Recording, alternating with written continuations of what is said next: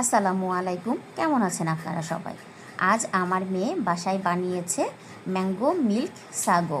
তো ভাবলাম আপনাদের সাথে আমি শেয়ার করি ভিডিও।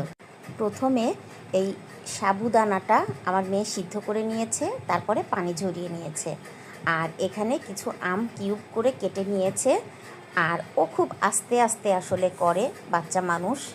এই আমগুলো কাটতে আমার মেয়ের অনেক সময় লেগেছে। তো বেশ ধৈর্য ধরে এই আম কাটাটা দেখতে হবে, এছাড়া আর আসলে কোনো উপায় নেই। যাই হোক, এখানে সে একটু ফুলের মতো ডিজাইন করেছে, তারপরে অবশ্য চামচ দিয়ে আমগুলো সব উঠিয়ে ফেলেছে। আর আগে থেকে 1 লিটার দুধ জাল দিয়ে আধা লিটার করে নিয়েছে, দুধটা ঘন করে জাল দিয়েছে। এখন সিদ্ধ করা সাবুদানাগুলো একটা বোলের মধ্যে নিয়ে নিয়েছে। এই সিদ্ধ করা সাবুদানাগুলোর মধ্যে এখন দুধ ঢেলে দিয়ে খুব ভালো করে মিক্স করবে। দুধ আর সাবুদানা ভালো মিক্স হয়ে গেলে এর মধ্যে কনডেন্স মিল্ক দিয়ে খুব ভালো করে মিক্স করতে হবে। কনডেন্স মিল্ক মেল্ট হয়ে যাওয়ার পরে আবার একটু মধু দিয়ে খুব ভালো করে মিক্স করতে হবে।